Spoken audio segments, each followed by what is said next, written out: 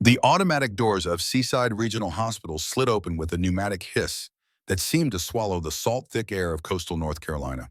It was the kind of sound Madison Thornton had learned to hate during her first deployment, mechanical, sterile, the opposite of everything human.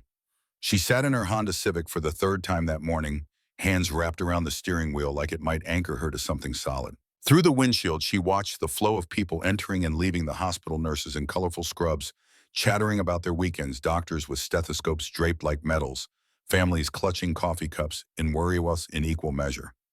Madison's hands were shaking. Not much, just a tremor in the fingers, a slight vibration that made the wedding ring on her right hand, her mother's, not her own, catch the early morning light. She'd worn it on that hand deliberately, a small barrier against questions she didn't want to answer. The tremor was getting worse. She closed her eyes and counted. 1, 2, 3, 4. Inhale through the nose. Hold. Exhale through the mouth. The way the therapist at the VA had taught her back when she'd still believed therapy might actually work. By the count of 7, the shaking had stopped. By the count of 10, she'd convinced herself it had never happened. Madison Thornton was 30 years old, held a nursing degree from the University of North Carolina, and had exactly 2 years of documented work experience at a small clinic in Ohio. Her application was clean. Her references were solid. Her background check would reveal nothing except a gap between high school and college that she'd attributed to finding herself. Nobody needed to know that she'd found herself in places with names she still couldn't say out loud without tasting dust. She grabbed her bag from the passenger seat, a plain black backpack chosen specifically because it didn't look tactical, and stepped out into the humid September morning. The walk to the employee entrance took exactly 43 seconds. She'd timed it yesterday during her orientation, along with the distance to every exit, the location of every stairwell, the blind spots in the security camera coverage. Old habits didn't die, they just learned to hide better. The HR office smelled like fresh printer paper and lavender air freshener, a combination that somehow made Madison's stomach tighten. Jennifer Walters sat behind a desk that was aggressively organized with color-coded folders and a nameplate that caught the fluorescent light at exactly the wrong angle. Madison, good morning. Jennifer's smile was the kind that belonged in a corporate training video. Warm but practiced, genuine but slightly too bright. Are you excited for your first day? Yes, ma'am, Madison said, and immediately regretted the formality. Civilians didn't say ma'am like that with the crisp respect of someone who'd been trained to acknowledge rank. Jennifer didn't seem to notice. She was already pulling out forms, sliding them across the desk with the efficiency of someone who'd onboarded hundreds of new employees. Everything looks perfect here. License's current degree is verified. Your references from the clinic in Ohio were glowing. Jennifer flipped through the file, her perfectly manicured nails tapping against the paper.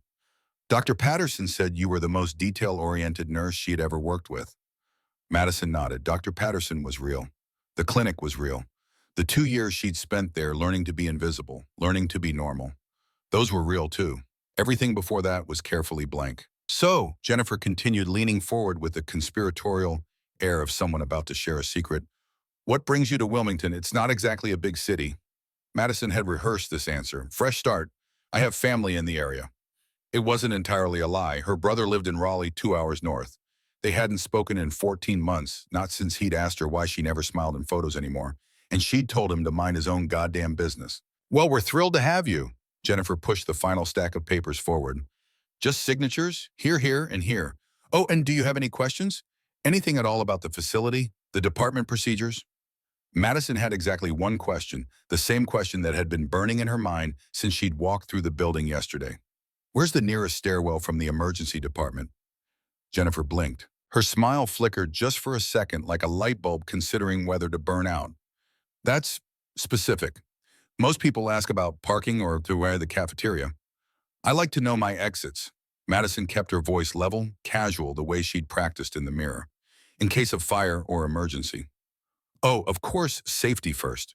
Jennifer pulled out a hospital map, unfolding it across her desk.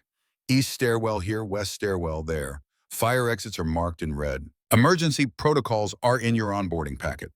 Madison studied the map the way she'd once studied topographical layouts of villages that no longer existed. She traced routes with her eyes, calculating distances, identifying choke points, noting which corridors had windows and which were internal. It took her exactly 12 seconds to memorize the entire layout. Perfect, she said, signing the final form with handwriting that was almost aggressively neat. Thank you. Jennifer collected the papers, slipping them back into the folder that would live in a filing cabinet, somewhere a sanitized version of Madison's life reduced to bureaucracy. You'll start in the emergency department today. Nurse Kowalski will be your preceptor. She's wonderful, been here 15 years, knows everything. I appreciate it. And Madison, Jennifer's voice softened, losing some of its corporate sheen. I hope you find what you're looking for here. Fresh starts are important. Madison managed something that might have passed for a smile. Yes, ma'am. The emergency department was exactly what she'd expected, controlled chaos wrapped in the veneer of efficiency. The nurses' station sat at the center like a command post surrounded by exam rooms that radiated outward like spokes on a wheel. The smell hit her first antiseptic and coffee and something metallic that never quite washed out of the air, no matter how good the ventilation system was. It smelled like every field hospital she'd ever worked in, minus the sand and the screaming. Patricia Kowalski stood at the station with her arms crossed, surveying the department the way a general might survey a battlefield. She was somewhere in her mid-40s, with steel gray hair pulled back so tight it looked painful, and eyes that had the particular quality of someone who'd seen every flavor of human suffering and learned to file it away efficiently. "You're Thornton," she said. It wasn't a question. "Yes, ma'am." Trish's eyebrow twitched. "Don't ma'am me. Makes me feel ancient. Call me Trish." "Yes, Trish." "Better." Trish handed her a badge on a lanyard, the plastic still warm from the laminator. "You worked ER before mine." Madison had prepared for this question too. "I floated between departments, done some ER coverage." It was technically true. She'd floated between aid stations in 3 different countries, covered emergencies that ranged from dehydration to traumatic amputations to holding pressure on wounds that wouldn't stop bleeding no matter how hard you pushed. Trish made a non-committal sound in the back of her throat, the kind that suggested she'd heard every variation of nursing experience and had developed a healthy skepticism toward all of them. "Fine, today you shadow me. You watch, you learn, you don't touch anything unless I explicitly tell you to. Clear. Crystal. Good. We're short-staffed, so your orientation is going to be real world. Try to keep up." The first patient was a fisherman with a hand laceration that had soaked through a towel that used to be white. He was mid-50s, weathered like driftwood, trying to crack jokes about how his wife was going to kill him for ruining another good towel. Madison took his vitals while Trish prepped the suture kit. Blood pressure cuff on inflate release, pulse ox clipped to his finger, temperature probe under his tongue. The rhythm of it was familiar muscle memory that predated her nursing license by nearly a decade. The fisherman watched her hands the way injured people always did, trying to read whether the person treating them knew what they were doing. "You done this before?" he asked, his voice tight with pain he was trying to hide. "Yes, sir." Trish glanced up from the instrument tray, catching the way Madison had already positioned herself at the optimal angle, how she'd laid out the gauze before being asked how her hands moved, with the kind of efficiency that only came from repetition under pressure. "How'd you know I needed that?" Trish asked quietly, nodding at the gauze. Madison didn't look up from cleaning the wound. "It's the next thing."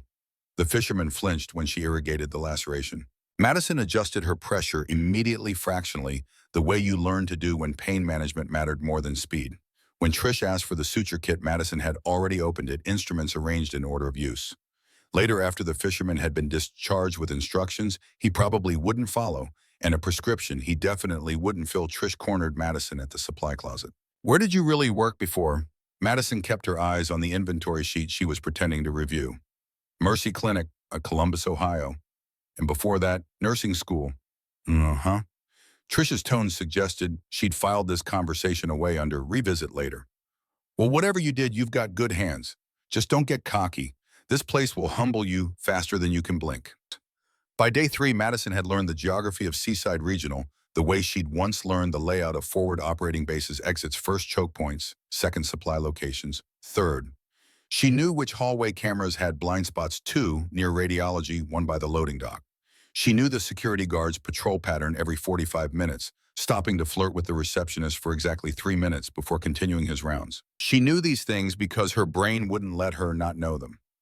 At 2 in the morning during her first night shift, she walked the corridors and timed how long it took for the automatic doors to close after someone passed through.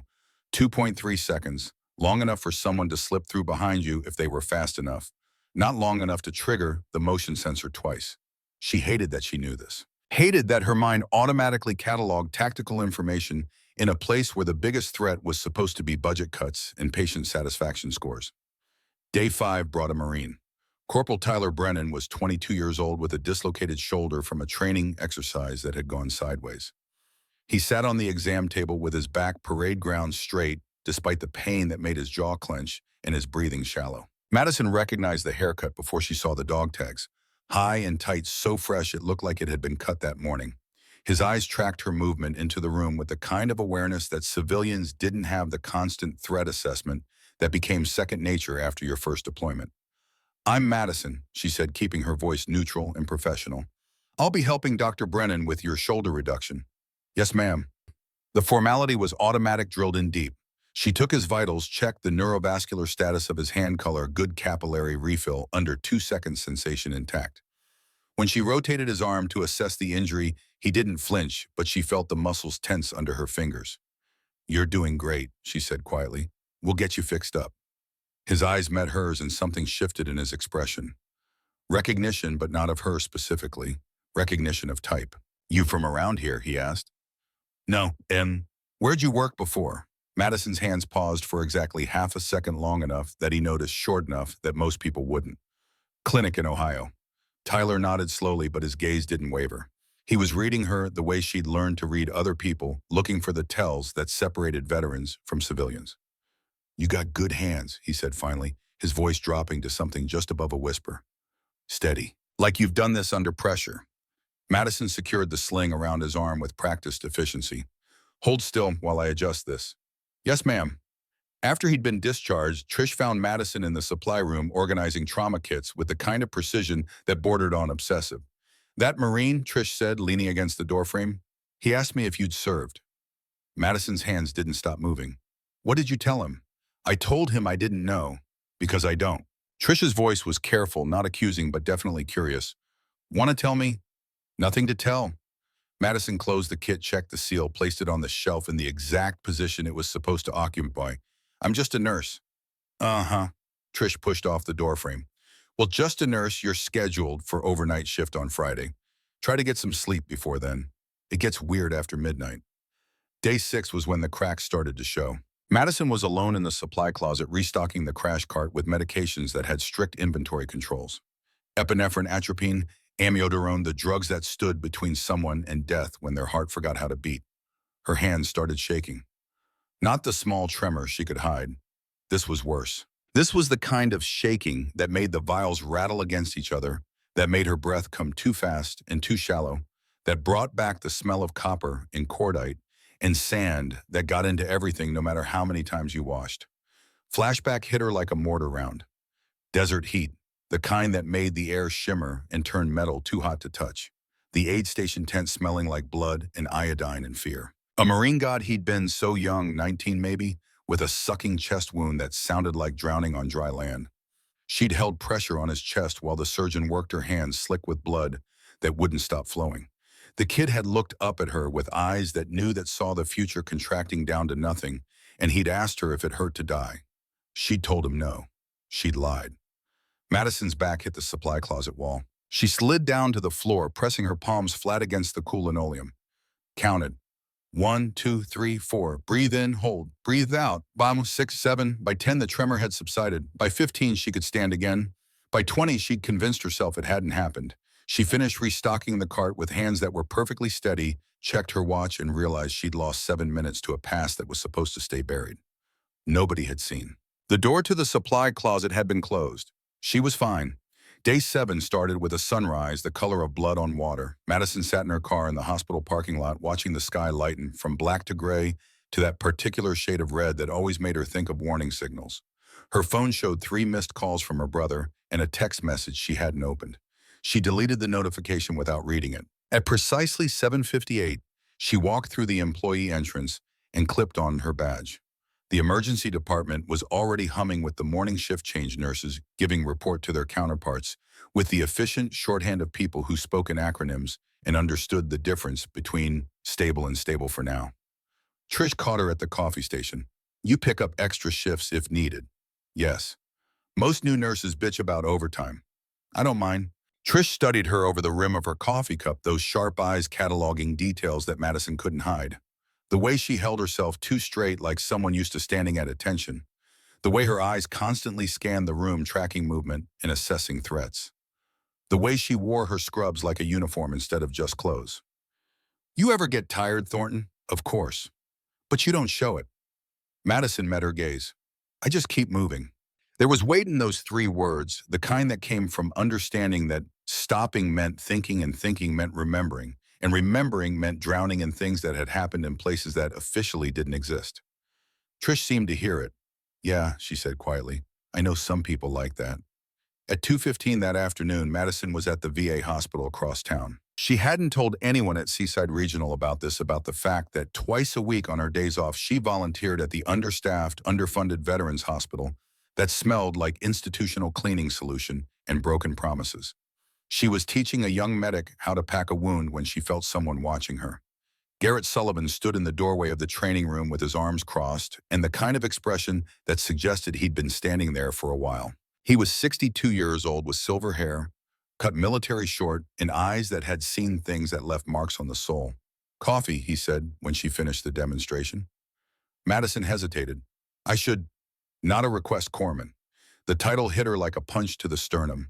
She looked at him sharply, but his expression was neutral, patient, the look of someone who could wait as long as it took for the truth to surface. They ended up in the parking lot sitting on the tailgate of his truck with terrible coffee from the vending machine steaming in their hands.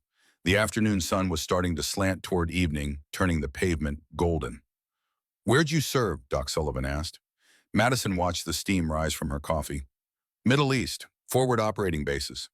How long? 4 years, 2 deployments. Why hide it? The question was simple. The answer wasn't. Because when people know, Madison said slowly, they see the uniform before they see the person. They see PTSD. They see liability. They see someone who might snap under pressure, who might have nightmares, who might be broken in ways that don't show up on x-rays. Doc nodded like he'd expected that answer. You're the furthest thing from broken kid. You don't know what I know enough. He took a sip of his coffee, made a face like he'd forgotten how terrible it was. And I know you're trying to disappear, but some skills don't let you disappear. They're in your bones. They come out when they're needed, whether you want them to or not. Madison's throat was tight. I just want to be a nurse. You'll never be just anything. Doc turned to look at her, and his eyes were kind but uncompromising. You're a corpsman. That doesn't wash off no matter how hard you scrub.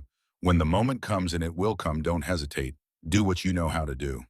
He left her sitting there watching the sun sink lower, feeling the weight of words she couldn't argue against because they were true. Night shift started at 11:45.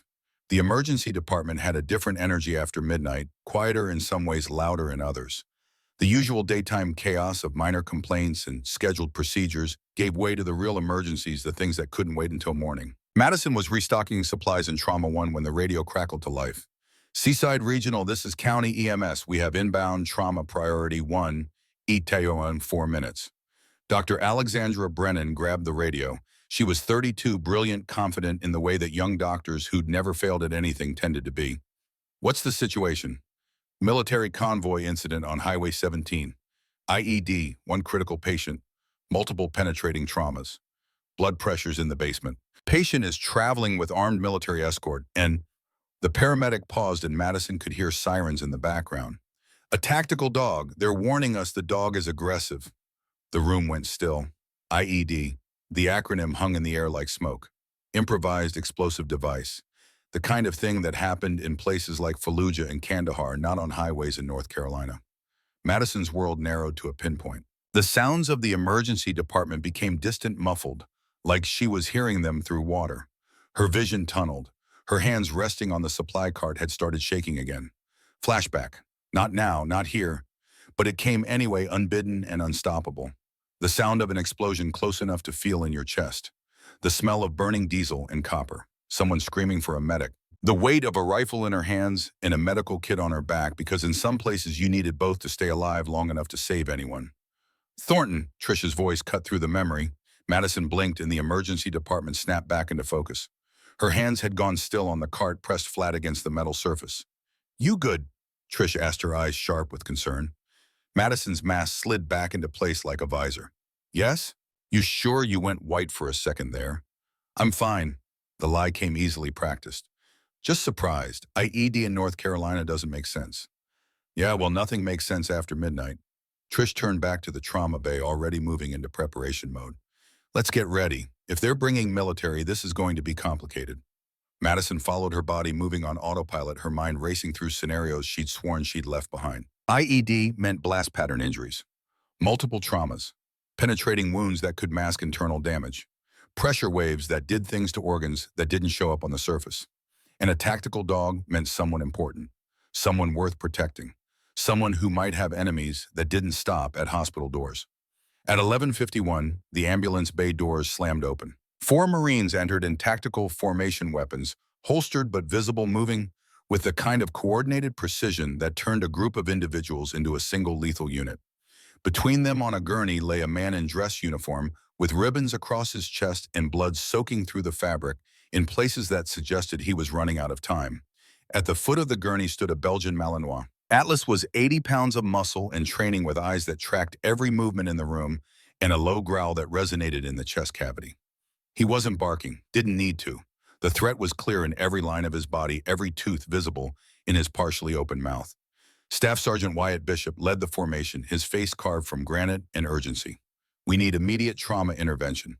Patient is Lieutenant General Nathaniel Blackwood. Multiple penetrating wounds from IED. He's been hypotensive for 15 minutes. Crashed twice en route. Dr. Brennan moved forward. Let's get him to... Atlas's head swung toward her. The growl deepened. Not a bark, but a warning that vibrated through the air like a threat written in sound. She stopped. The dog, Bishop said, his voice tight with frustration and fear, won't let anyone near the patient.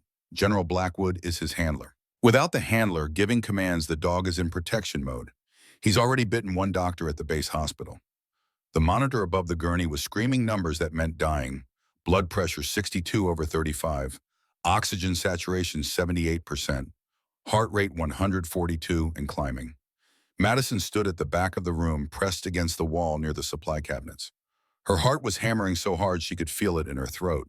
Her hands were shaking. Her breath was coming too fast. Every instinct she had was screaming at her to run, to hide, to protect herself from the moment that was coming, because she could feel it approaching like a wave that was going to drown her. But she'd made a promise once in a tent that smelled like blood and diesel to a kid with a sucking chest wound who'd asked if it hurt to die.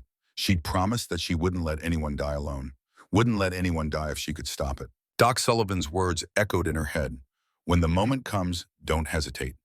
Madison took a breath, let it out, took another. Then she stepped forward.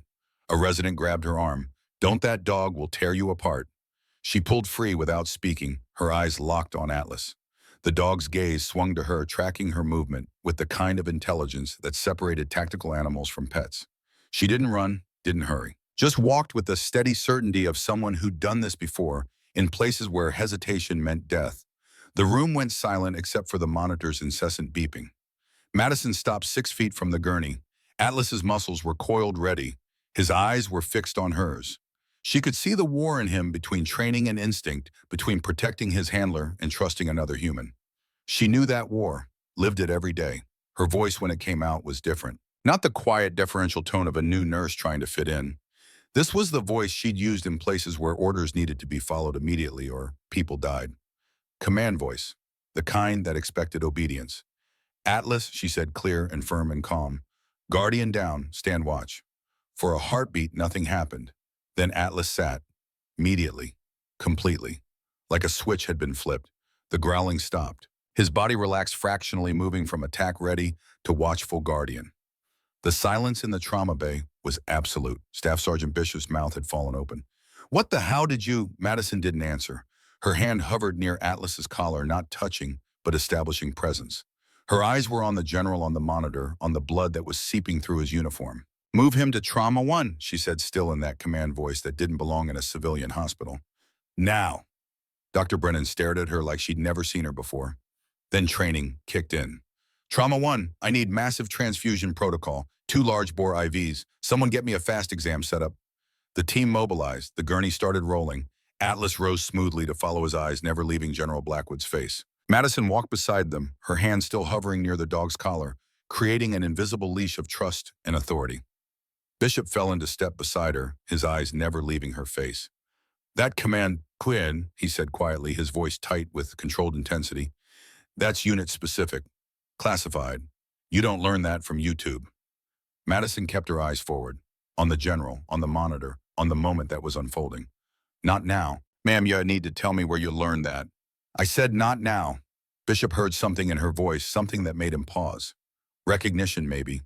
The sound of someone who'd given orders under fire, who'd made decisions when lives hung in the balance, who knew what it meant to carry the weight of other people's survival. He didn't push, just walked beside her in silence, filing away questions for later. Trauma 1 was controlled chaos. Transfer on 3, Doctor, Brennan commanded. 1, 2, 3. General Blackwood was moved from the gurney to the trauma bed. A combat medic who'd been maintaining pressure on the abdominal wound continued without pause, his hands slick with blood. Pressure 58/30, Trish called out, her eyes on the monitor. Pulse 145, oxygen saturation 76. Start 2 units O negative, Dr. Brennan said, her hands already cutting away the general's uniform. Begin vasopressors. I want a fast exam yesterday. Scissors flashed, fabric tore. The general's torso was revealed, a landscape of violence. Bruising that didn't match the visible wounds. Puncture marks on the right side where shrapnel had entered. A pressure dressing over the abdomen already soaking through. Madison stood at the periphery, one hand near Atlas, who'd positioned himself at the foot of the bed. But her eyes were working, scanning, processing information with the kind of clinical detachment that came from seeing too many bodies broken in too many ways. She watched the general's chest rise and fall, unevenly. The right side moved normally. The left side lagged, like something was stopping it from expanding fully. Her eyes shifted to the monitor. Oxygen saturation 76, 74, 78, 75. Climbing and dropping, not stabilizing. The pattern was wrong. She looked at the wounds again. Shrapnel entry on the right side. Blast pattern, suggesting the explosion had come from the right. But the general was guarding his left lower ribs, his body instinctively protecting something that wasn't immediately visible. And that oxygen pattern. Fast exam is positive for free fluid, the ultrasound tech called out. Looks like significant intra-abdominal bleeding.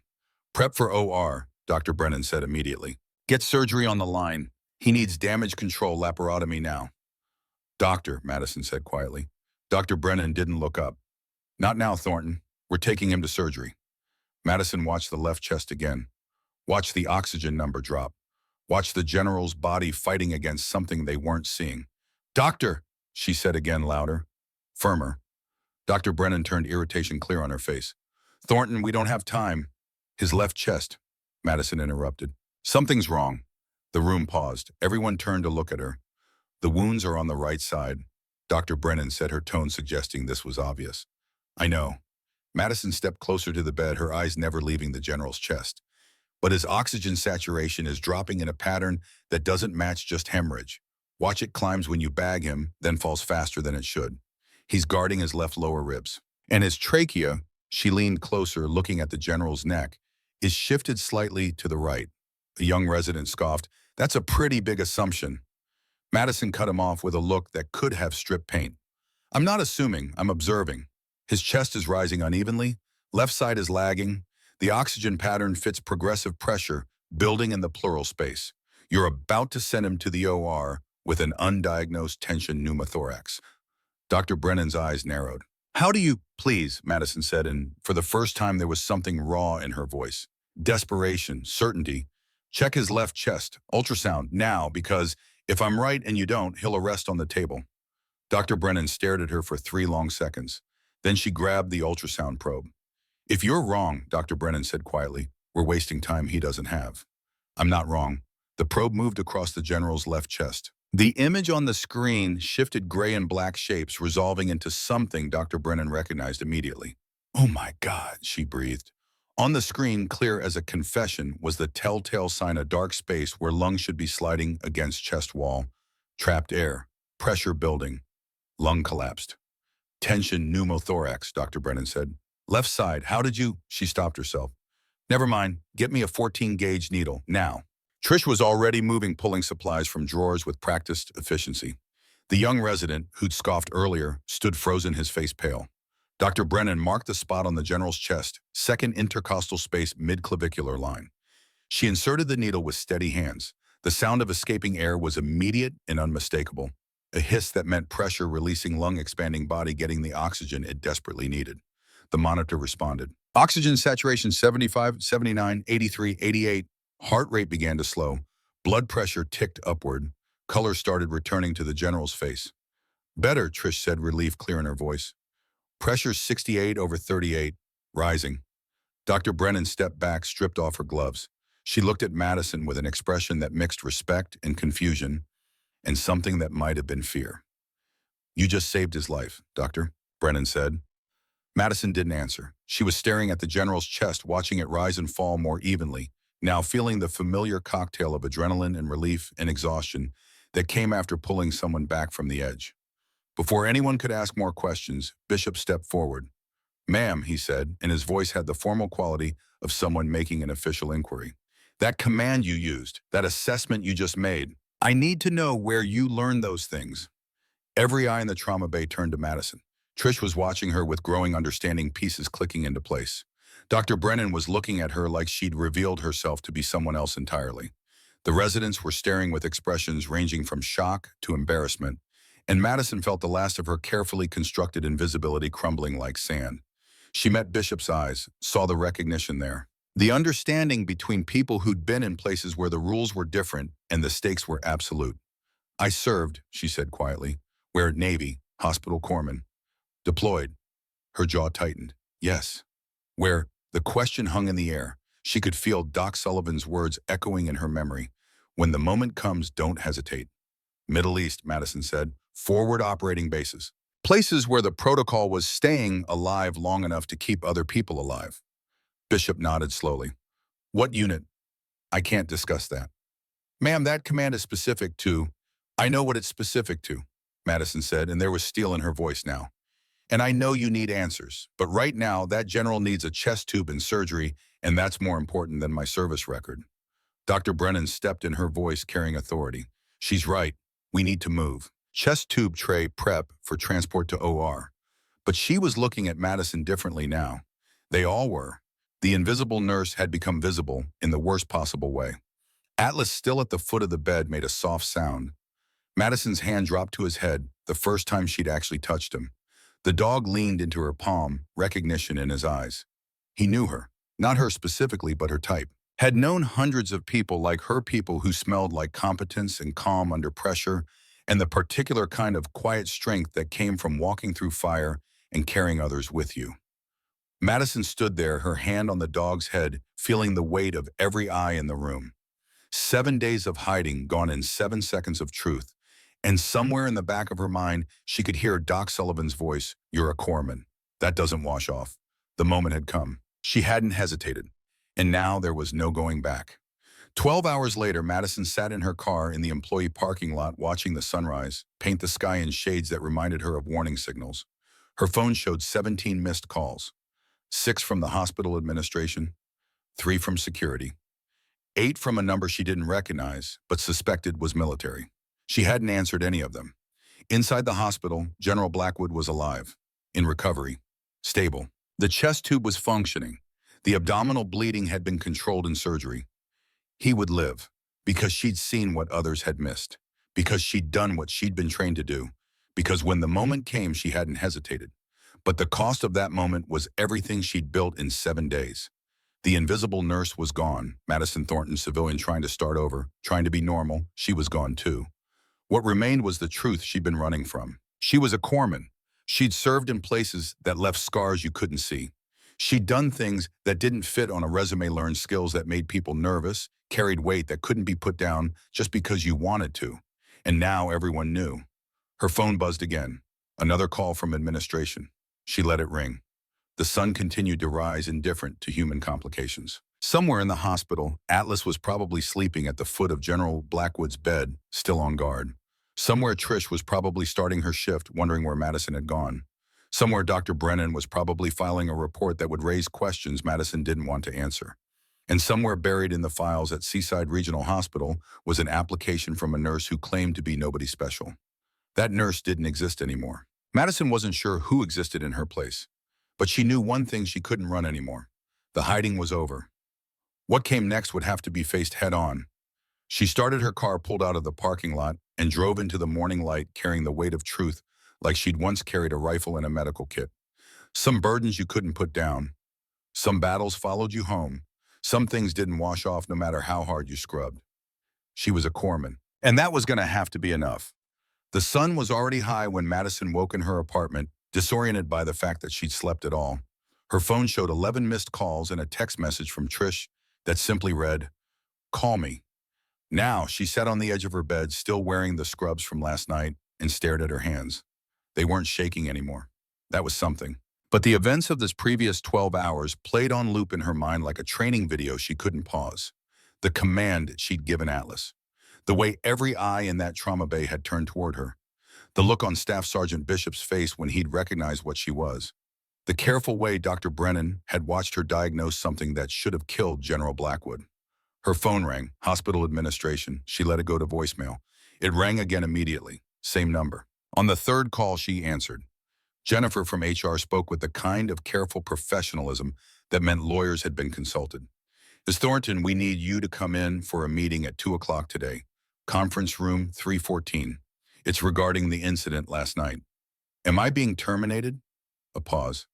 "That will be discussed during the meeting. Please don't be late." The line went dead. Madison showered, letting water hot enough to hurt run over skin that felt too sensitive, like her body was rejecting the pretense of normalcy. She dressed in civilian clothes, jeans, and a plain shirt because wearing scrubs to your own execution felt wrong. The drive to the hospital took 12 minutes. She spent them not thinking about anything, keeping her mind deliberately blank the way she'd learned to do before missions when thinking too much could paralyze you. The conference room smelled like coffee someone had made hours ago, and air conditioning that was working too hard. 3 people sat waiting for her. Victoria Brennan, the CEO, had the look of someone who'd spent the morning in emergency meetings. Her suit was impeccable, but her eyes were tired. Marcus Dalton, security chief, sat with a folder in front of him that was thicker than it should have been. He didn't look at Madison when she entered. That told her everything she needed to know about how this was going to go. Jennifer from HR had positioned herself as the neutral party, but her sympathetic expression suggested she already knew the outcome and didn't like it. "Ms. Thornton, please sit," Victoria said. Madison sat, didn't cross her arms, didn't fidget, just sat with the stillness of someone who'd learned that control started with your body and worked inward.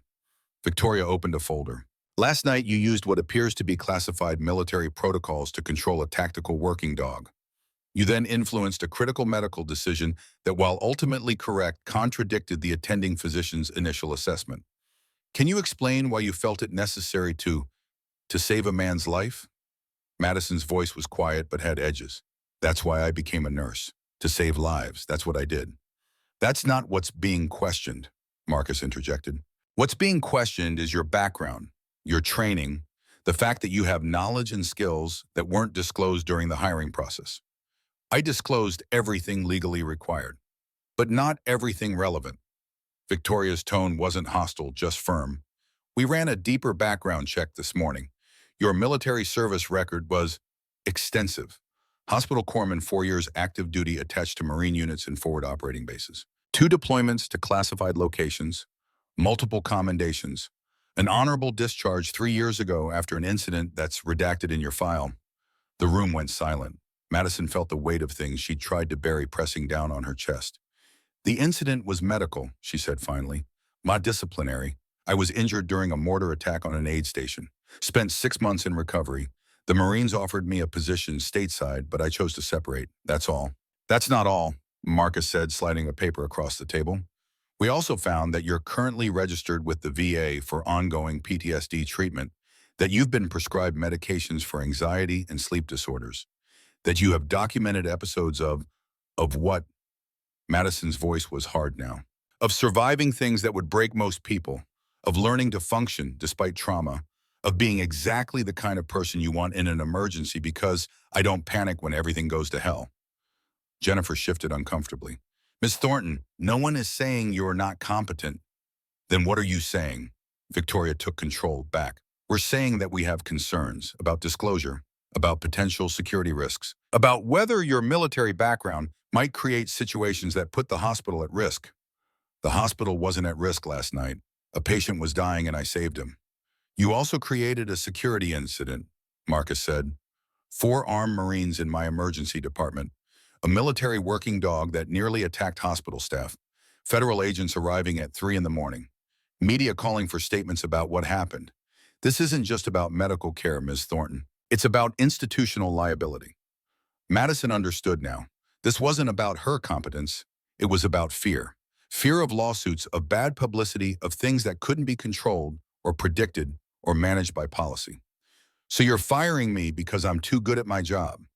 We're placing you on administrative leave, Victoria clarified, pending a full review of your credentials and background. Standard procedure when questions arise about an employee's mental health, Madison finished. You can say it. You think veterans are unstable, that PTSD makes us dangerous, that military training is a liability in civilian settings. That's not what we're saying. Then what are you saying? Victoria met her eyes. We're saying we need time to assess the situation, to understand what happened last night, to determine if there are security implications we need to address. You'll be on paid leave for 72 hours while we conduct the review. After that, we'll make a determination about your continued employment. Madison stood slowly. And if I refuse, then we'll have to consider termination for cause, failure to cooperate with an administrative investigation. The room felt smaller suddenly. Madison had survived firefights and mortar attacks and watching friends die in her arms. But this being reduced to a risk assessment, a liability, a problem to be managed, this felt like a different kind of violence. I understand, she said quietly. We're not trying to punish you, Jennifer said, and she sounded like she meant it. We just need clarity. Madison walked to the door, hand on the handle, then turned back. General Blackwood is alive because I saw what your emergency physician missed, because I have training that doesn't come from textbooks, because I've worked in conditions where missing attention pneumothorax meant signing someone's death certificate. She paused. You can put me on leave, you can review my file, but you can't change the fact that when it mattered, I was the most qualified person in that room. And you know what the saddest part is? If you'd known about my service record, when you hired me, you probably would have passed. You would have chosen someone less qualified because they made you more comfortable. She left before anyone could respond. The hallway was empty except for Dr. Alexandra Brennan, who was leaning against the wall with 2 cups of coffee and an expression that suggested she'd been waiting. They suspended you, Dr. Brennan said. Not a question. Administrative leave. 72 hours. That's corporate for we're scared of you. Dr. Brennan handed her one of the coffees. For what it's worth, I filed a report that stated clearly you made the correct clinical call, that your assessment was accurate and your actions were appropriate, that without your intervention we would have sent a patient to surgery with an undiagnosed tension pneumothorax, which would have resulted in a sentinel event and probably a lawsuit. Then why am I on leave? Because you're competent in ways that make people uncomfortable. You have skills they can't quantify or control. You made experienced staff look inadequate, and institutions don't handle that well. Doctor. Brennan started walking and Madison fell into step beside her. Come with me. Someone wants to meet you. They took the elevator to the ICU. The floor was quieter than the emergency department, but no less intense. Machines beeped their steady rhythms. Nurses moved between rooms with practiced efficiency. 2 Marines in dress uniforms stood outside a private room at the end of the hall. Staff Sergeant Bishop was one of them. He straightened when he saw Madison. Ma'am, he said. Sergeant? The general asked to see you, and Bishop's expression was carefully neutral. Doctor cleared him for short visits. 15 minutes. Dr. Brennan nodded. I'll wait out here. Madison stepped inside. The room smelled like every ICU she'd ever been in, antiseptic and filtered air, and the faint medicinal scent of IV antibiotics. General Nathaniel Blackwood lay in the hospital bed connected to monitors and lines, a chest tube snaking from his left side to a collection chamber that bubbled softly with each breath. He looked older than he had on the gurney. Pain and surgery did that, stripped away authority and left the human underneath. But his eyes were sharp when they found her alert and assessing. Corman, he said. His voice was rough, damaged by the endotracheal tube that had kept him breathing during surgery. Sir. Madison stood at a respectful distance, her posture unconsciously military. Bishop tells me they put you on leave. Yes, sir. Administrative review. Bureaucratic cowardice. Blackwood shifted slightly, wincing. You saved my life twice. Once by getting Atlas to stand down. Once by catching what their emergency physician missed. And they reward you with suspension. It's standard procedure when questions arise about whether someone who's seen combat can be trusted in polite society. Blackwood's voice was bitter. I've seen that movie before. Good people pushed out because they make others uncomfortable. Skills wasted because institutions are more afraid of liability than grateful for competence. Madison didn't respond, just stood there letting him talk. Do you know why I was on Highway 17 2 nights ago? No, sir. I was traveling to a classified meeting in D.C. Someone leaked my route, placed an IED in exactly the right location timed perfectly for my convoy's speed. If Atlas hadn't sensed something wrong and forced my driver to slow down, the blast would have been centered on my vehicle. I'd be dead instead of injured. The implication hung in the air like smoke. Madison felt her tactical mind engaging processing threat assessments she'd tried to leave behind. Sir, why are you telling me this? Because someone wants me dead, someone with access to classified movement schedules, someone with the resources to plan a sophisticated assassination attempt on American soil. He paused, his eyes intense. And because Bishop says Atlas trusts you, that dog has been trained to detect threats to discriminate between safe and dangerous. He doesn't make mistakes. He sat down for you like he'd known you his whole life. I used the correct protocol, sir. Protocols can be learned. Trust is different. Atlas has worked with hundreds of people, handlers, medics, security personnel. He doesn't trust easily. Blackwood leaned forward, fractionally ignoring the way monitors protested. I'm being transferred to Walter Reed in 36 hours. During that time, I'm vulnerable. Someone tried to kill me once and failed. They may try again. Hospital security is adequate for normal threats, but whoever planned that IED is not a normal threat. Madison's pulse quickened. Sir, I'm on administrative leave. I'm not in a position to. I spoke with Colonel Michael Hayes at JSOC this morning. He's arranging a federal consulting contract, medical advisor for high-value patient care. The hospital will receive it as a formal request this afternoon. They won't refuse federal funding, and the contract requires them to reinstate your access immediately. You're asking me to be your security.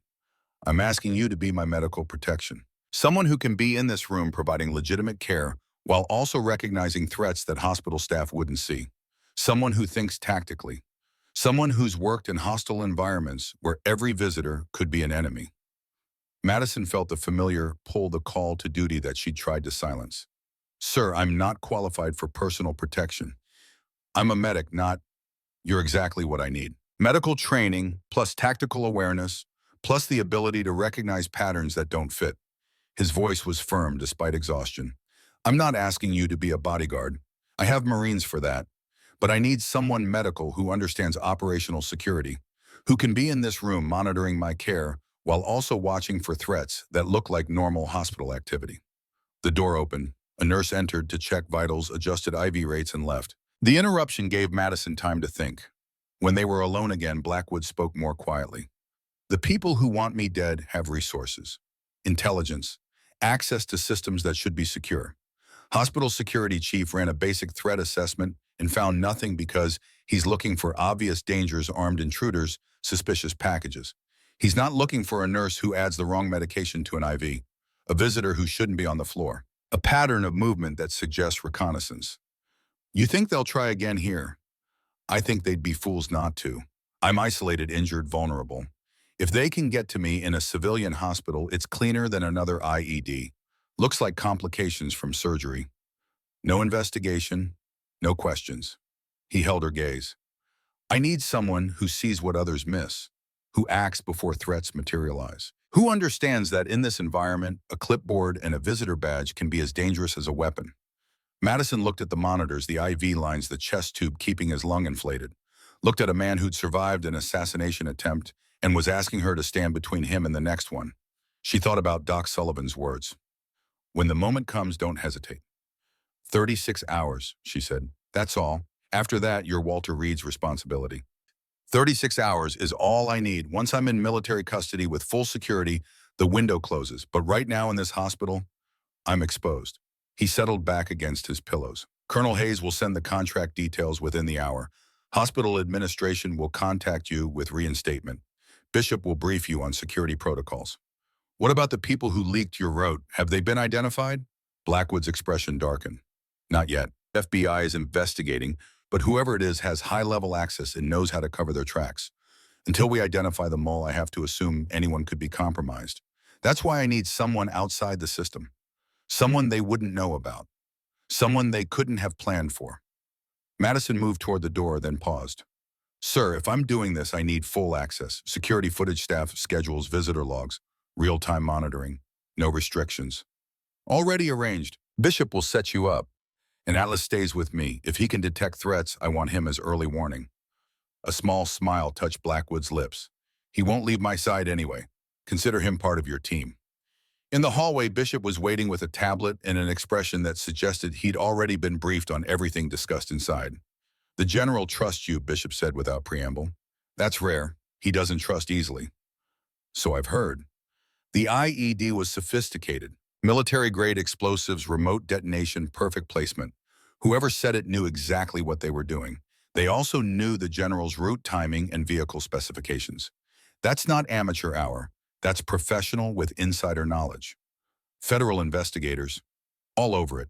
But they're treating this as foreign terrorism or extremist action. They're not looking at insider threats, people with access and motivation. Bishop's eyes were hard. I think someone at the military or defense community wants the general silenced. Someone who knows he's testifying before Congress next month about contract fraud. Someone with enough resources to plan a sophisticated assassination. What's he testifying about? Can't discuss operational details. But let's say if his testimony goes forward, a lot of powerful people lose their careers and freedom. Billions of dollars in fraudulent contracts. Kickbacks. Equipment that was paid for but never delivered. Marines going into combat with substandard gear while contractors got rich. Bishop's jaw tightened. People worth that much money don't accept failure easily. Madison absorbed this. The stakes were higher than she'd realized. This wasn't just about protecting one man. It was about protecting testimony that could expose systemic corruption. Walk with me, Bishop said. They took the stairs down to the basement level, where hospital security maintained their operations center. The room was smaller than Madison expected, with monitors showing camera feeds from throughout the building, and a duty officer who looked like he'd rather be anywhere else. Bishop introduced her to the officer, then pulled up building schematics on a computer. You'll have access to all security systems, cameras, badge readers, visitor logs. You can monitor from here or from a tablet I'll provide. Your credentials are being updated now to give you administrative access. Madison studied the camera feeds, dozens of angles covering hallways, entrances, parking areas. But she also saw the blind spots, areas where cameras didn't overlap, corridors that were poorly covered, the kind of vulnerabilities that someone planning an infiltration would exploit. Has anyone reviewed security footage from the last 48 hours looking for pattern reconnaissance? Bishop's expression shifted to respect. Not yet. Hospital security doesn't think that way. They're reactive, not proactive. Then that's where we start. Someone planning a second attempt would scout first. Look for the general's location, guard patterns, shift changes. They'd want to know when he's most vulnerable. You think they're already here? I think they'd be incompetent not to be. The question is whether we can identify them before they act. For the next hour, Madison and Bishop reviewed security footage looking for anomalies. Visitors who lingered too long. Staff who accessed areas outside their normal duties. Movement patterns that suggested surveillance rather than legitimate business. They found three possibles: a man in maintenance coveralls who'd been on the ICU floor twice in 24 hours despite no work orders. A woman with a visitor badge who'd asked detailed questions about patient locations at the information desk. A medical equipment technician who checked ventilators in rooms that didn't have ventilators. Bishop made notes, cross-referenced names against hospital databases. Two came back clean. The third, the equipment tech, had credentials that checked out, but employment history that was thin. I want eyes on him, Madison said. If he comes back, I want to know immediately. Agreed. Bishop pulled up the man's badge photo. Mid-30s, unremarkable features, the kind of face that blended into crowds. I'll alert my team. Anyone matching this description gets shadowed. Madison's phone buzzed. An email from hospital administration. Subject line: reinstatement in federal consulting contract. She opened it. The contract was extensive, professionally written, and came with a salary that reflected hazard pay. Medical advisor for high-value patient protection. Duration: 72 hours. Federal funding through Department of Defense Emergency Healthcare Provision. At the bottom, Victoria Brennan's digital signature and a note. Please call my office to discuss logistics. They moved fast, Madison said. Federal money has a way of smoothing administrative concerns. Bishop's tone was dry. The hospital was very understanding about national security needs once they saw the funding numbers. Madison called Victoria's office. The CEO answered personally. Ms. Thornton, I've reviewed the federal contract. The hospital is prepared to reinstate you immediately and provide full cooperation with the terms of the agreement. Thank you. I want to be clear, this doesn't resolve the questions raised in this morning's meeting. Once the contract period ends, we'll still need to complete our administrative review. I understand. But for the next 72 hours, you'll have full access and authority as specified in the federal agreement. Security Chief Dalton will coordinate with you on protection protocols. A pause. And Ms. Thornton, keep the general safe. Whatever else is happening, that's what matters. The line went dead. Bishop was watching her. Welcome back, Corman. For 72 hours. 72 hours is enough time for a lot to happen. Let's make sure the right things happen. They returned to the ICU. Madison relieved the nurse who'd been monitoring Blackwood, taking position in a chair that gave her sight lines to both the door and the window. Atlas lay at the foot of the bed, his head on his paws, but eyes open and tracking. For the next 6 hours, Madison watched, monitored vitals, adjusted medications, charted with one hand while her other hand stayed near the tablet showing security feeds. She watched the hallway, the visitor patterns, the shift change at 1900 hours when new nurses and security came on duty.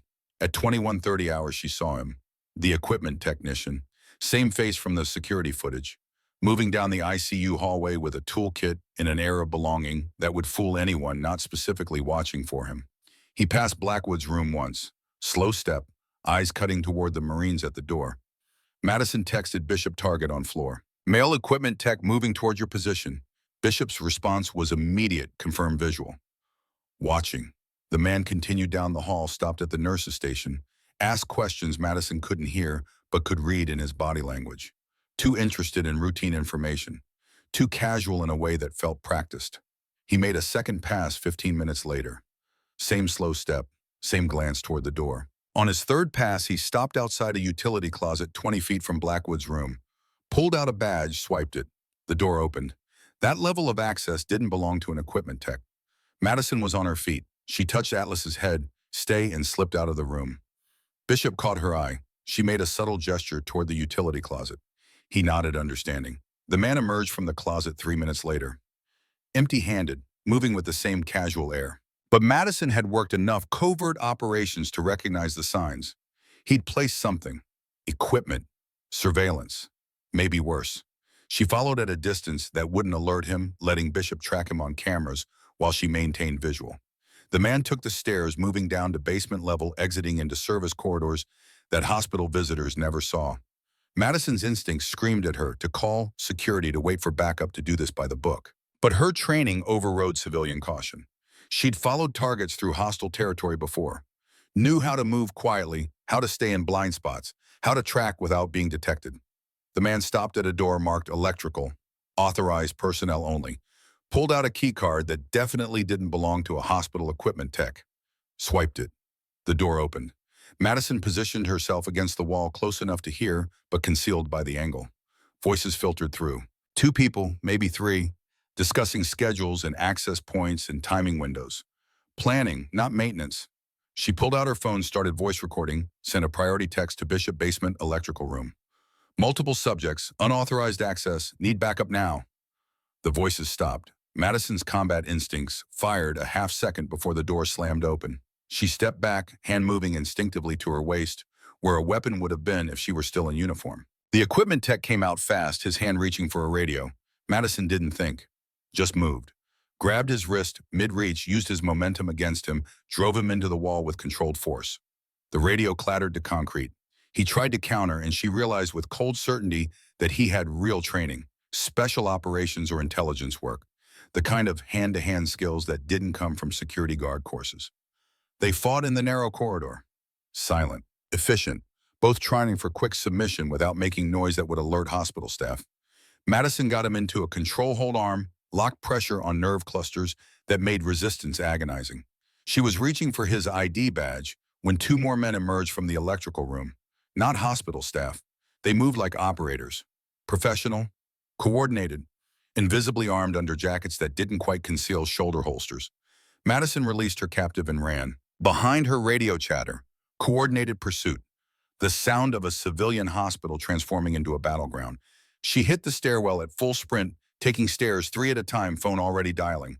Bishop answered instantly, Status, hostiles in building. 3 confirmed. Armed, professional, they're coming for him. Location, heading to ICU ETA 90 seconds. Get the general into lockdown, now. She heard Bishop shouting orders, heard weapons being readied, heard the efficient transformation of bodyguards into tactical defense. Madison burst through the stairwell door onto the ICU floor.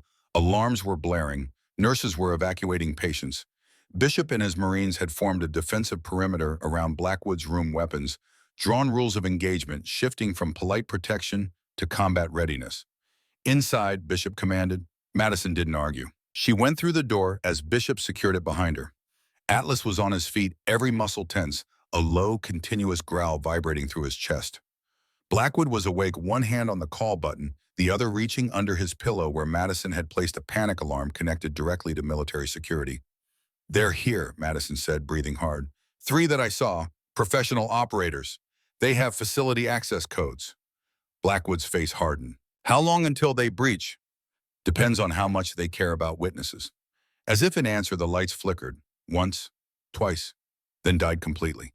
Emergency lighting kicked in, bathing everything in red that made shadows move like living things. Through the door, Madison heard the distinct sound of suppressed gunfire. Not full automatic, controlled 3-round bursts, professional. Then silence that was somehow worse than noise. Atlas's growl deepened. Madison moved to the supply cart, assessing what she had. Medical equipment, nothing that qualified as weapons in any traditional sense. But she'd learned in places like Kandahar that anything could be a weapon if you were desperate enough and trained to improvise. She grabbed a scalpel from the surgical kit, positioned herself behind where the door would open, and picked up an IV pole with her other hand. Not much, but it would have to be enough. The door handle turned. Madison's heart hammered, but her hands were steady. This was familiar. The moment before contact. The space between preparation and action where training took over and fear became fuel. The door opened. A man stepped through, weapon raised, eyes scanning for targets. Madison swung the IV pole connected with his temple, felt the impact shudder up her arms. He went down hard, weapon clattering. 2 more came through behind him, faster, already adjusting to her position. Atlas launched himself at the first 180 pounds of trained aggression, hitting center mass. They went down together, the man screaming, as Atlas's jaws found his arm, crushing through jacket and flesh with force bred for exactly this kind of work. The second man brought his weapon up, aiming at Atlas. Madison threw the scalpel. Not for center mass, she wasn't trying to kill, just disrupt. The blade buried itself in his shoulder. He flinched, aim spooling around, going high into ceiling tiles. She was on him before he could recover, using techniques from close quarters, combat training, fighting with the controlled aggression that came from knowing hesitation meant death. She got inside his guard, struck nerve clusters, exploited leverage, turned his size against him. He went down. Madison grabbed his weapon, suppressed pistol, military issue, and trained it on the door, expecting more. But the hallway beyond had gone quiet. Then Bishop's voice, clear, stand down. The emergency lights gave way to normal illumination. Madison stood in the center of Blackwood's room, holding a weapon she'd sworn never to hold again, surrounded by 3 unconscious men who'd come to commit murder in a place meant for healing. Atlas sat at her feet, blood on his muzzle, still in guard mode, protecting. Blackwood watched from his hospital bed, his expression unreadable, but his eyes sharp with assessment. "Corman," he said quietly, "you can lower the weapon in now." Madison looked at the gun in her hands, felt the familiar weight, felt muscle memory from training she'd tried to forget, felt the part of herself she'd tried to bury rising up and refusing to be denied anymore. Slowly, she set the pistol on the medical cart, stepped back, pressed her palms flat against her thighs to hide the trembling that had started. Bishop entered with his team weapons ready, sweeping for additional threats. Federal agents poured in behind them, FBI windbreakers and hard expressions. "Status," Bishop demanded. 3 hostiles secured, Madison said, her voice surprisingly steady. 1 injured by Atlas, 2 subdued. No injuries to the general. Bishop looked at her, then at the 3 men on the floor, then back to her. "You did this alone. I had Atlas. 3 professional operators, and you took them with a scalpel and an IV pole." It wasn't a question, just recognition from one combat veteran to another. The FBI agents began securing the scene. Medical staff rushed in to check on Blackwood. Hospital security arrived too late to matter, looking confused and overwhelmed. Madison stood against the wall, watching it all unfold with the detached clarity that came after adrenaline burned out and left only exhaustion in its wake. Her hands had finally stopped shaking. But she knew it wasn't because she'd mastered her fear. It was because for the first time in 3 years, she'd stopped fighting what she was and simply became it. Corpsman, warrior, guardian. The roles she'd tried to leave behind had come roaring back the moment someone needed protecting. And God help her, it had felt like coming home. The federal agents arrived 23 minutes after the attack ended. Madison knew because she'd been watching the clock on the wall counting seconds the way she used to count breaths during firefights, anchoring herself to something measurable while everything else spun into chaos. She sat in a plastic chair in the ICU staff lounge with a blanket someone had draped over her shoulders and a cup of water she hadn't touched. Her hands had finally stopped shaking, but only because she'd folded them together so tightly her knuckles had gone white. Through the window, she could see the hallway transformed into a crime scene. Yellow tape cordoned off General Blackwood's room. FBI agents in windbreakers photographed everything. The 3 men she'd helped subdue were being wheeled out on gurneys, handcuffed to the rails, surrounded by federal marshals who looked like they took their jobs very seriously. Staff Sergeant Bishop stood guard outside the lounge door. He'd tried to talk to her twice, but she'd just shaken her head and he'd understood. Some things needed silence before they needed words. Dr. Alexandra Brennan pushed through the door with the determined energy of someone who'd been trying to get past security for the last 15 minutes. She carried 2 cups of coffee and the expression of someone who'd seen too much in too short a time. "They told me you weren't injured," she said, handing Madison one of the cups. "But that's not the same as being okay." Madison took the coffee. It was too hot, but she wrapped her hands around it anyway, grateful for something to do with them. "I'm fine. You fought off 3 armed men in a hospital room while protecting a patient. That's not fine. That's," Dr. Brennan stopped searching for the right word. "That's extraordinary and probably traumatic. So I'm going to sit here with you until someone official needs to debrief you, and you're going to drink that coffee and maybe tell me what the hell is actually going on. I'm just a nurse who happened to be in the right place. A nurse who fights like special operations and thinks like a tactician." Dr. Brennan sat down in the adjacent chair. "I read your full military file after they put you on leave. Called in a favor at the VA. You were attached to Marine units and forward operating bases. You worked trauma during some of the worst combat operations in the Middle East. You have commendations for actions that are still classified." Madison stared into her coffee. "That was a different life. Was it because from where I'm sitting, it looks like that life followed you home and you've been trying to pretend it doesn't exist? That's what you're supposed to do. Come home, reintegrate, be normal. Get a job that doesn't involve people trying to kill you." Madison's voice was flat exhausted. "Except nobody tells you that normal doesn't fit anymore. That you can't just turn off the part of your brain that scans for threats and plans tactical responses and knows 50 ways to kill someone with medical equipment." Dr. Brennan was quiet for a long moment. "My brother served, Army, 2 tours in Afghanistan. When he came back, he tried to be normal too. Went to college, got a degree, started working at a bank. Made it 18 months before he had a breakdown in the middle of a quarterly meeting because someone dropped a binder and it sounded like gunfire. What happened to him? He's a paramedic now, works trauma transport, says it's the only job where his hypervigilance is an asset instead of a disorder." Dr. Brennan took a sip of her coffee. "He told me once that the worst part wasn't the trauma or the flashbacks. It was people treating him like he was broken when he'd never felt more functional. Like his training and experience were liabilities instead of skills." Madison met her eyes. "Is there a point to this story? The point is that you're not broken. You're adapted to an environment most people can't imagine. And instead of pretending that adaptation doesn't exist, maybe you should be asking how to use it in a way that works for you." Before Madison could respond, the door opened again. Victoria Brennan entered with Marcus Dalton and a woman in a dark suit who carried herself with a particular authority that came from federal credentials and years of not taking anyone's nonsense. "Ms. Thornton," the woman said, extending a hand. "Special Agent Sarah Reeves, FBI. I need to ask you some questions about what happened tonight." Madison stood, letting the blanket fall from her shoulders. "Of course." Agent Reeves gestured to a corner of the lounge that was relatively private. They sat across from each other in chairs that were designed for worried families, not federal interrogations.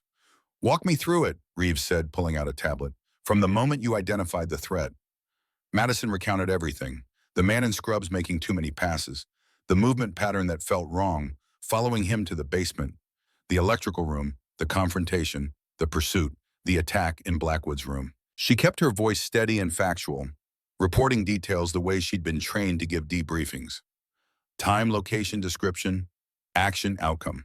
No emotion, just data. Reeves typed rapidly, occasionally asking clarifying questions.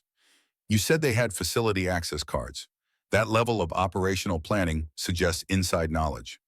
Yes, ma'am. And you engaged 3 armed hostiles with no weapon. I had medical equipment and a military working dog. Miss Thornton, you do understand that what you did was incredibly dangerous. You're a civilian. You should have called security and evacuated. Madison met her eyes. By the time security responded, General Blackwood would have been dead. I made a tactical decision based on available resources and time constraints. That's military thinking, not civilian nursing. I'm both, whether that makes people comfortable or not. Reeves studied her for a long moment. The 3 men you helped subdue are all former military contractors, highly trained, well-funded. They had detailed knowledge of hospital security systems, General Blackwood's location, and his medical condition. Someone gave them that information. Someone who wanted the general dead badly enough to plan a sophisticated operation inside a civilian hospital. Do you know why? We have theories. General Blackwood was scheduled to testify before a Senate committee next month about defense contract fraud. His testimony would have exposed a network of corruption involving billions of dollars and several high-ranking officials, people with resources, people with connections, people who don't accept failure well. Madison absorbed this information. They'll try again, which is why General Blackwood is being transferred to Walter Reed tonight instead of tomorrow morning. Faster timeline, less opportunity for a second attempt. Reeves leaned forward slightly. But there's a complication. Someone leaked his transfer schedule once already. We need to move him using personnel we can absolutely trust. People who aren't in any official databases, who don't have predictable patterns, who can think tactically if something goes wrong. Madison saw where this was going. You want me on the transport team. General Blackwood requested you specifically. Said you're the only person outside his immediate security detail that he trusts completely. He also said you're the best combat medic he's ever seen. And given his service record, that's a significant endorsement. I'm on administrative leave. That's been rescinded. Hospital administration signed off on your reinstatement an hour ago, along with a formal apology for any inconvenience. Moe Reeves's expression suggested that inconvenience was a bureaucratic euphemism for treating you like a security risk. You're also being offered a temporary federal consulting contract. Medical advisor for high-risk patient transport. Pays significantly better than hospital wages and comes with federal liability protection. Madison thought about Doc Sullivan's words, about Atlas choosing her, about the general trusting her, when trust was the rarest commodity in a world where people sold information that could get you killed. What's the timeline? Wheels up in 4 hours. We're using a military medical transport. Blackwood will be accompanied by a full Marine security detail, medical staff from Walter Reed, and 1 civilian medical consultant who has combat experience and tactical training. Reeves's eyes were steady. That consultant needs to be someone who can handle both medical emergencies and security threats. Someone who's proven they can keep their head when everything goes sideways. I'm not military anymore. I don't have clearance for... Your clearance was reactivated 2 hours ago. Classified secret, same level you held during your service. Valid for the duration of this operation. Reeves slid a folder across the table. Everything you need is in here. Transport protocols, emergency procedures, threat assessment briefings. You'll have access to weapons if necessary, though we're hoping this transport stays quiet. Madison opened the folder. Inside were documents stamped with classifications she hadn't seen in 3 years. Maps, flight plans, security arrangements, and a photograph of General Blackwood with his wife and 2 adult children, a reminder that this wasn't just a tactical problem, but a human being with a family that wanted him home. Why me? Madison asked quietly. You have special operations medics, people who do this for a living. Because General Blackwood trusts you, and in a situation where we don't know who's compromised, trust is more valuable than credentials. Reeves stood. You have 2 hours to decide. After that, we move forward with or without you. She left Madison sitting alone with a folder full of classified information and a decision that felt like stepping back into a life she'd tried to leave behind. Dr. Brennan appeared at her elbow. You're going to do it. How do you know? Because you're not the kind of person who walks away when someone needs you. It's probably a terrible character flaw, but it's who you are. Dr. Brennan sat down. For what it's worth, I think you should do it. You are wasted here pretending to be just another nurse. You're something more, something we need but don't always appreciate until the worst happens. Madison closed the folder. I spent 3 years trying to be normal, trying to fit into a world where the biggest crisis is a difficult patient or a scheduling conflict. And in 1 week, everything I tried to bury came back. Maybe it came back because it was supposed to. Maybe this is who you're meant to be. A consultant for dangerous transports. Someone who lives on the edge between medical and military. Someone who saves lives in impossible situations. Dr. Brennan stood. The hospital is going to offer you a permanent position when this is over. Not as a floor nurse, as our trauma coordinator with specialty focus on combat-related injuries and veteran care. We need someone who understands both worlds. Someone who can train our staff to think beyond textbooks. Madison looked up at her. You're offering me a job.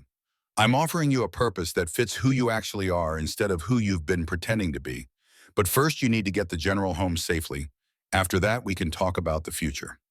2 hours later, Madison stood on the roof of Seaside Regional Hospital as a helicopter descended through the pre-dawn darkness. The rotor wash whipped her hair and made her scrubs snap like flags, and for a moment she was back on a different roof in a different country, watching birds come in to evacuate wounded Marines who might not survive the flight. She pushed the memory down and focused on the present. General Blackwood was being wheeled toward the helicopter on a specialized gurney designed for air transport. He was stable but fragile, connected to portable monitors and IV pumps that would sustain him during the flight. Atlas walked beside the gurney, his vest identifying him as a working dog, his eyes scanning constantly for threats. Bishop and 3 other Marines formed a security perimeter. Agent Reeves and 2 FBI agents provided additional coverage. A Walter Reed medical team waited near the helicopter, ready to take over once they landed. Madison carried a medical kit that weighed 30 pounds and contained everything she'd need if something went catastrophically wrong at 10,000 feet. She'd checked it 3 times, verifying medications and equipment with the kind of obsessive attention that came from knowing that mistakes in the air couldn't be fixed by calling for help. Bishop approached as they loaded the general into the helicopter. You good, Corpsman? Good enough. That's all any of us ever are. He handed her a radio headset. Channel 2 for medical, Channel 3 for security. Don't hesitate to call if you see anything wrong. We're flying NOE most of the way. Nap of the Earth, low altitude, makes it harder to track, but rougher ride. General's stable enough for it, but monitor him close. Will do. And Thornton. Bishop's expression was serious. What you did tonight, keeping the general alive, fighting off those contractors, that was above and beyond. You saved his life twice in 24 hours. Marines don't forget that. Madison nodded, not trusting herself to speak. She climbed into the helicopter and took her position beside the general's stretcher. Atlas settled at the foot, his body braced against the inevitable movement. The Walter Reed team secured equipment. Agent Reeves did a final comms check. General Blackwood's eyes opened as the rotor spun up to speed. He had to shout to be heard over the noise. You came. Yes, sir. I thought you might reconsider. Running off to join a dangerous military transport isn't exactly normal civilian behavior. I think we've established I'm not particularly good at normal, sir. He smiled, then winced as the movement pulled at his incisions. None of us are. That's what makes us useful. The helicopter lifted off smoothly, banking away from the hospital and climbing into the darkness. Through the open door, Madison watched Wilmington drop away, the lights of the hospital, the grid of streets, the shimmer of the ocean in the distance. Everything getting smaller, more distant, like a life she was leaving behind. The flight was supposed to take 90 minutes. Madison spent the first 30 monitoring vitals, adjusting IV rates, making sure the chest tube continued draining properly. The general's numbers stayed stable. Oxygen saturation good, blood pressure acceptable, heart rhythm regular. But 40 minutes in, something changed. Atlas lifted his head. His ears came forward, swiveling toward the cockpit. A low sound in his throat, not quite a growl, but close. Madison touched Bishop's shoulder, pointed at the dog. Bishop nodded, understanding immediately. Atlas didn't react to normal flight operations.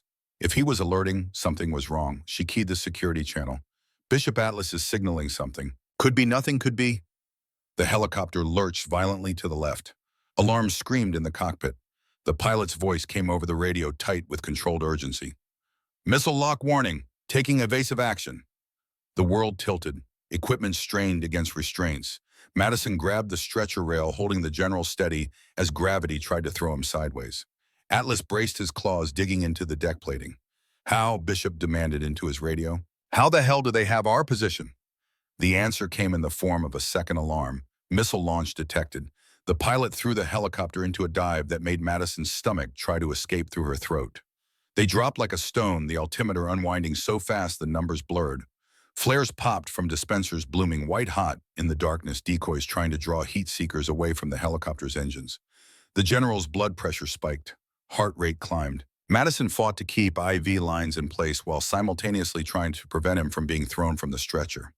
"Strap in," the pilot shouted. "We're going down hard, but not from missiles, from evasive maneuvers that pushed the helicopter beyond its design limits." They leveled out barely 50 feet above a forested valley, traveling so fast that trees blurred into streaks of darkness. Madison checked the monitors.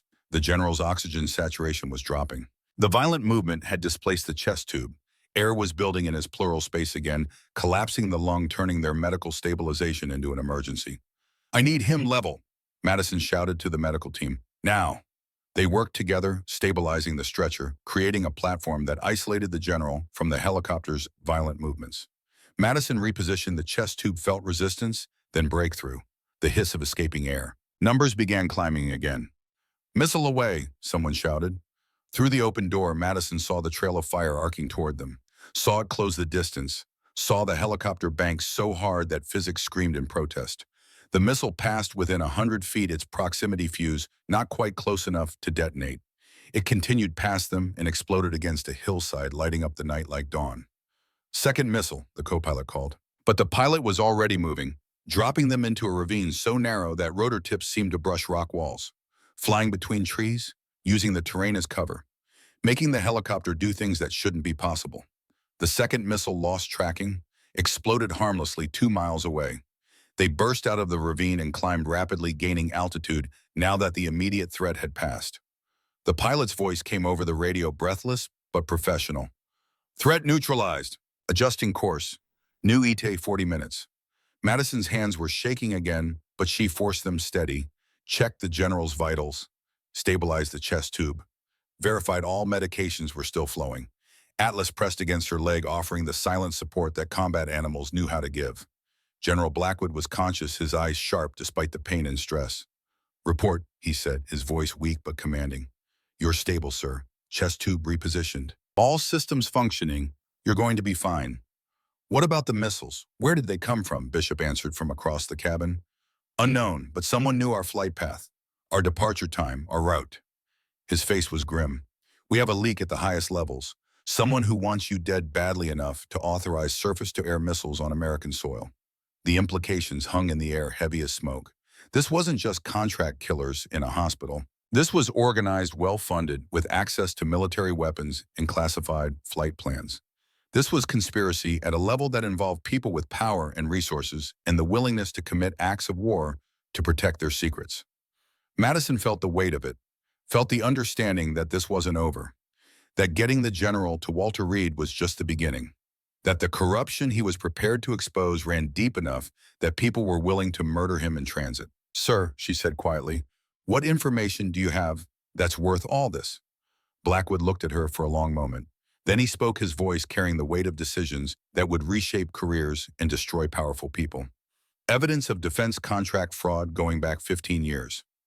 Bribes, kickbacks, falsified reports. Military equipment that was never delivered, services that were never performed, billions of dollars stolen, while Marines went into combat with substandard gear. And at the center of it all, the network of officials who've been covering for each other, burying investigations, eliminating witnesses. How many people are involved? 12 members of Congress, 23 defense contractors, and at least 6 Pentagon officials with enough rank to influence procurement decisions." He paused, breathing through pain. "I have documents, financial records, testimony from whistleblowers, enough to put all of them away for decades, but only if I survive long enough to testify." Madison understood now why the attacks were so aggressive, why they'd risk exposure with hospital infiltration and missile strikes. Blackwood wasn't just a threat to careers or bank accounts. He was a threat to an entire system of corruption that had operated unchecked for over a decade. "They'll try again," she said. "I know. That's why I need people I can trust. People who can't be bought or intimidated. People who understand what's at stake." He looked at her directly. "When we land at Walter Reed, you're going to be offered a position. Federal medical consultant attached to my security detail. It's a real job with real pay, but it's also dangerous. More dangerous than tonight, because these people won't stop until either they're in prison or I'm dead." Sir, I'm not qualified for him. You're the most qualified person I've met. You have medical training, tactical thinking, and you've proven you can handle the worst. Plus, Atlas likes you, and that dog has better judgment than most people I know. Atlas's tail thumped once against the deck, as if agreeing. Madison looked out the open door at the darkness rushing past. Thought about the life she tried to build in Wilmington. The quiet nursing job, the apartment with its minimal furniture and maximum escape routes, the pretense of normalcy that had never quite fit. Then she thought about what Dr. Brennan had said. Maybe this is who you're meant to be. I'll think about it, sir. Fair enough, but think fast. We land in 30 minutes, and after that, things are going to move quickly. Walter Reed Medical Center appeared below them like a fortress of light in the pre-dawn darkness. The landing pad was surrounded by security Marine guards, federal agents, hospital security, with military discipline. They touched down smooth and fast, and immediately a team of medical personnel swarmed the helicopter. Madison helped transfer the general to a proper gurney, providing report to the Walter Reed medical team with the efficiency of someone who'd done this hundreds of times. Vital signs, medication, timeline, procedure notes, current status. Everything they needed to continue care seamlessly. As they wheeled him toward the hospital entrance, General Blackwood caught her hand. Thank you, Corman. You kept your promise. You kept me alive. Just doing my job, sir. No, you did much more than that. He squeezed her hand once, then released it as the medical team took him inside. Bishop approached with a folder. Your debriefing is scheduled for 0800. After that, you're officially released from the consulting contract. Flight back to Wilmington leaves at 1000 if you want it. And if I don't, then we need to talk about the future, because the general wasn't kidding. He needs people he can trust, and you're on a very short list. Bishop's expression was serious. Fair warning, if you take this job, your life gets complicated. You'll be involved in high-risk operations, federal investigations, threats that most people don't know exist. It's not a career for someone who wants quiet and normal. I think we've established I'm not good at quiet and normal. No, you're good at keeping people alive when everything's trying to kill them. That's a rare skill. We need it. Madison took the folder. Inside was a job offer from the Department of Defense. Medical consultant for high-value protective operations. Salary that reflected danger pay.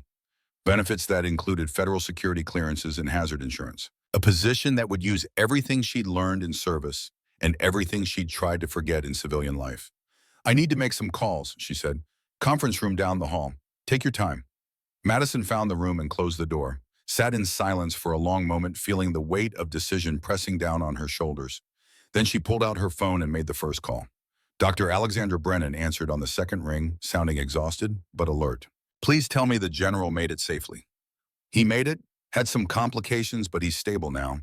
And you, Bob, I'm fine, but I need to talk to you about the job offer, the trauma coordinator position. There was a pause.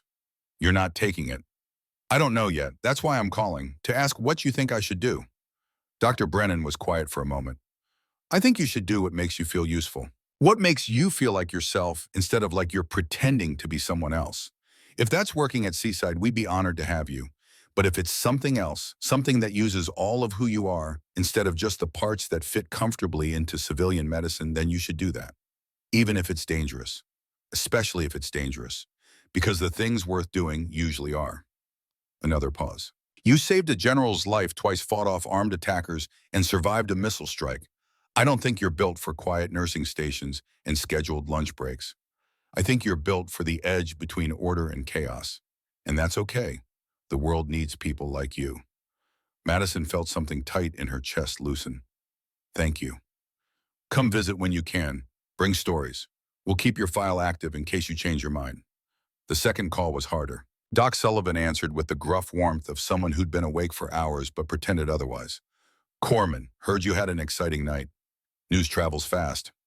When the FBI raids a hospital and evacuates a general via helicopter, people notice. When the person involved is a nurse I've been mentoring, I notice especially. His tone shifted, becoming more serious. You okay? Physically, yes. Emotionally, I'm not sure. They're offering me a job. Federal consulting. High-risk medical operations. And you're calling me because you want permission to take it. I'm calling because I don't know if I should. I spent 3 years trying to build a normal life, trying to prove I could be more than just a combat medic, and in 1 week, everything I built fell apart. Did it fall apart, or did it reveal itself to be built on the wrong foundation? Doc's voice was gentle but firm. You can't be someone you're not, kid. I learned that the hard way.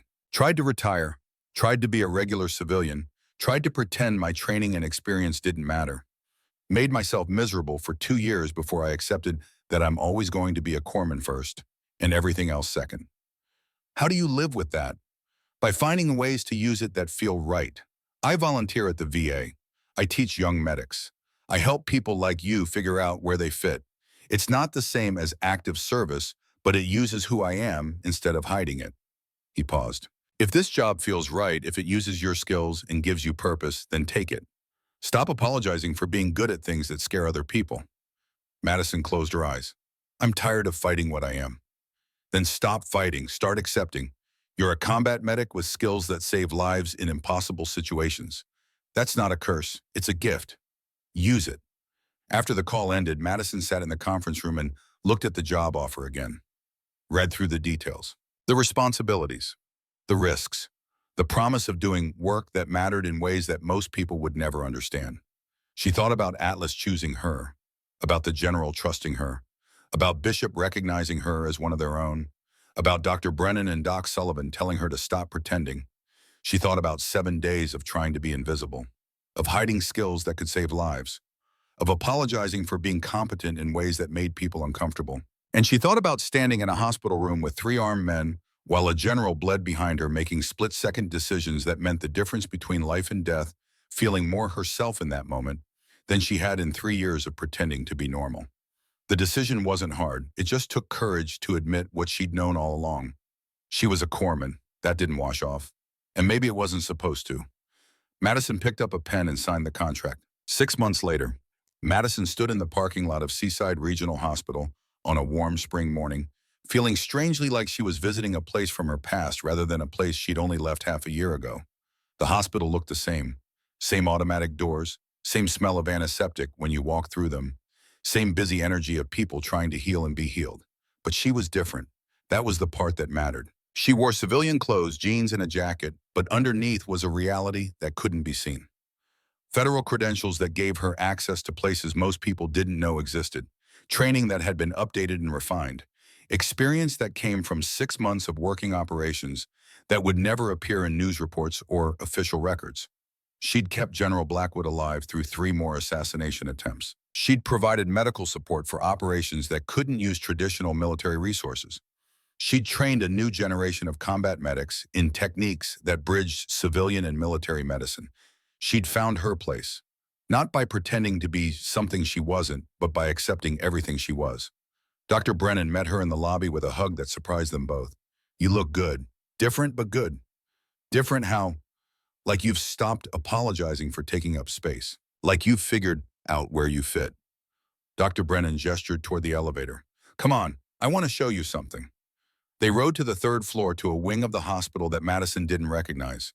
New paint, new signage, a plaque on the wall that made her stop and stare. The Thornton Center for Veteran Medical Care, established with funding from the Department of Defense and the Veterans Administration, providing specialized trauma care and transitional medicine for military personnel and veterans. We broke ground 3 months ago, Dr. Brennan said. Opened in last month. It's fully staffed with nurses and doctors who have military experience or specialized training in combat-related injuries.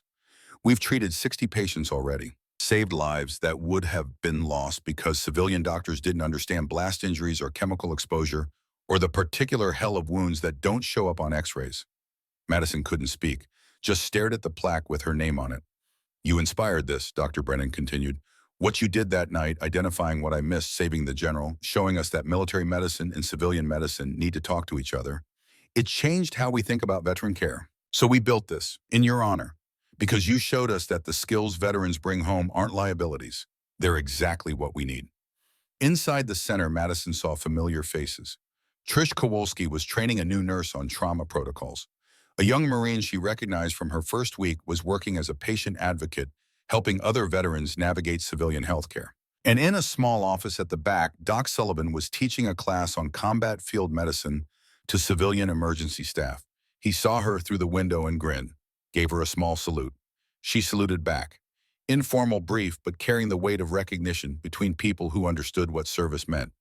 There's one more thing, Dr. Brennan said, leading her to a therapy room at the end of the hall. Inside, a young Marine sat on an exam table while a physical therapist worked on his injured leg. At the foot of the table, lying patiently, was a Belgian Malinois with gentle eyes and a therapy dog vest. Atlas had retired from active duty after General Blackwood's testimony had concluded. Too old for the rigors of tactical work, but still valuable. Still capable of providing comfort and security to people who needed it. The dog's head lifted when Madison entered. His tail began to wag. He remembered. She knelt beside him, running her hands through his fur, feeling him lean into her touch the way he had in that hospital room 6 months ago when everything had changed. He helps veterans with PTSD, the physical therapist explained. Something about working dogs, they understand trauma in ways humans can't. They provide security without judgment, presence without questions. Several patients have told us Atlas is the reason they kept coming to appointments. Madison looked into Atlas's eyes, saw recognition there, understanding, the acknowledgement between survivors who'd been through fire together. "Good boy," she whispered. "You found your purpose too, didn't you?" His tail wagged harder. Madison stood and turned to Dr. Brennan. "This is incredible, all of it. I don't know what to say." "Say you'll come back when you can. Talk to our staff. Share what you're learning. Help us build bridges between the military and civilian medical worlds." Dr. Brennan smiled. "You're doing important work, work that saves lives. But so is this, and you started it by being brave enough to stop hiding who you are."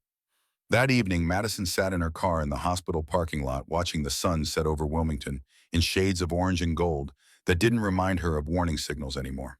Her phone buzzed with a message from Bishop. New operation, high-risk protective detail for a witness in the corruption trial. Duration 3 weeks. Interested, she typed back, "Send details. I'm in." Another message came through, this time from the general. "Thank you for everything, Corpsman. The testimony is complete. Indictments are being filed. We're winning. None of it would have been possible without you." She replied, "Just doing my job, sir.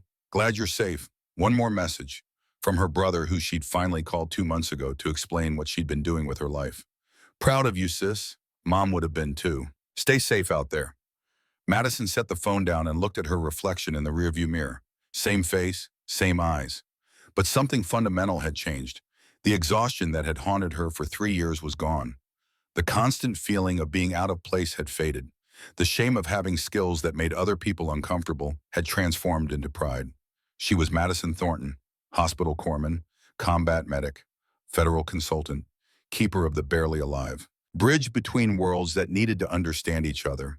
She was a warrior who'd learned that some battles were fought in hospitals instead of deserts, that some enemies were fought with medicine instead of weapons, that some victories looked like keeping people breathing when everything conspired to stop their hearts. She tried to hide who she was, tried to be smaller, quieter, more acceptable. But the world needed her full-size, needed her loud when lives were at stake, needed her unacceptable skills and uncomfortable competence, and refusal to let people die when she could stop it. She'd stopped apologizing for that, stopped pretending, stopped hiding. And in the space left behind, she'd found something rare and precious. Purpose, pride, peace with who she was. The hidden warrior had stepped into the light, and she had no intention of going back into the shadows. Madison started her car and drove toward the airport, toward the next operation, toward the work that made her feel whole. Atlas had found his purpose in helping wounded warriors heal. Dr. Brennan had found hers in building bridges between military and civilian medicine. Doc Sullivan had found his in teaching the next generation. And Madison had found hers in standing between the darkness and the people who needed protecting, using every skill she'd learned in places that had tried to break her. Some people were built for quiet lives, for safety and predictability and schedules that didn't involve missiles or armed attackers or bleeding generals who needed miracles. Madison wasn't one of those people. She was built for the edge, for the moment when everything went wrong and someone needed to make it right, for the intersection between medicine and combat, where lives hung in the balance and hesitation meant death. She tried to deny it, tried to be something else, but some truths couldn't be denied. Some identities couldn't be shed like old clothes. She was a corpsman, a warrior, a guardian, and that was exactly who she was supposed to be. The plane was waiting, the mission was calling, the work continued. Madison Thornton walked toward it with steady hands and clear eyes, and the absolute certainty that she was finally completely undeniably herself. The hiding was over. The warrior had come home, not to the place she'd left, but to the person she'd always been, and that made all the difference.